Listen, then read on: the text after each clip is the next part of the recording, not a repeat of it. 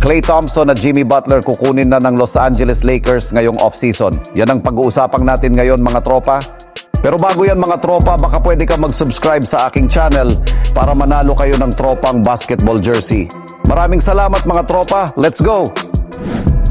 Dito muna tayo mga tropa sa balitang trade kay Jimmy Butler sa Lakers. Base nga po mga tropa sa inilabas na balita ngayong araw ng The Athletic, inaasahan na nga po na ititrade na ng Miami Heat si Jimmy Butler ngayong off-season. Bagamat man parating nagiging competitive at contender ang Miami Heat sa lahat ng season sa Eastern Conference dahil kay Jimmy Butler, ay hindi pa rin nga po sila nakakakuha ng kampyonato hanggang ngayon. Kaya naging questionable na nga po ang kanyang future sa kanilang team since nagdadalawang isip na nga po sila kung bibigyan pa na nga po nila ito o hindi na ng 2 years, $133 million na contract extension. Ilang beses na rin naman nga po silang nakapunta sa NBA Finals, ngunit parati pa rin naman nga po sila ditong nabibigo. At ayon din nga po sa isang balita ay hindi na nga daw po gusto ni Pat Riley ang pag-uugali ni Jimmy Butler dahil nasisira nga daw po ang image ng team sa mga pinaggagawa nito. Kaya naman talagang sigurado na nga daw na matitrade nga po ito ngayong off-season para makapag-rebuild na din sila ng kanilang lineup sa pamamagitan ng pagkuha nila ng bagong magagaling na players na pwedeng itandem nga po nila kay Bam Adebayo. Ayon nga din po sa isang report ng NBA Insider ay posible nga daw po makuha ng Lakers itong si Jimmy Butler kung ibibigay nila si Austin Reeves, Rui Hachimura at 2 first-round picks. Kayo mga tropa, payag ba kayo na kunin si Jimmy Butler ng Lakers? Pakikomento naman dyan sa ating comment section.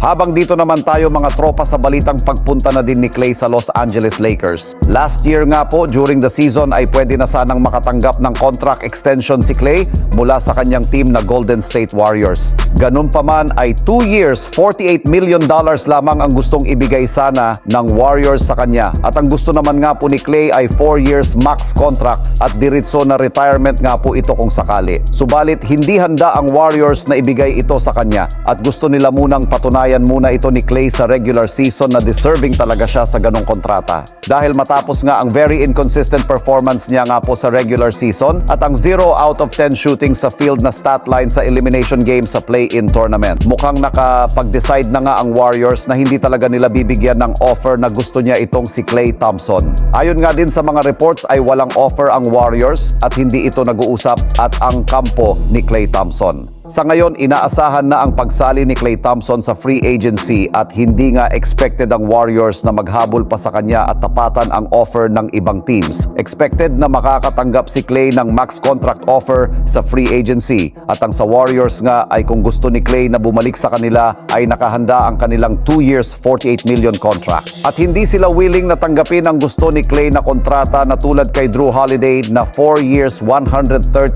million. Ayon din sa balita ni Anthony Slater ay gusto umano ni Klay Thompson ng panibagong simula matapos ang matinding pambabatikos na natatanggap niya sa mga fans ng Warriors. Kaya matapos ang 4 na championship, ang maraming record at 6 na finals appearances, mukhang dito na nga magtatapos ang panahon ni Klay Thompson sa Warriors at opisyal na magkakahiwalay ang Splash Brothers. Ano ba masasabi niyo tungkol dito? Pakikomento naman dyan sa ating comment section.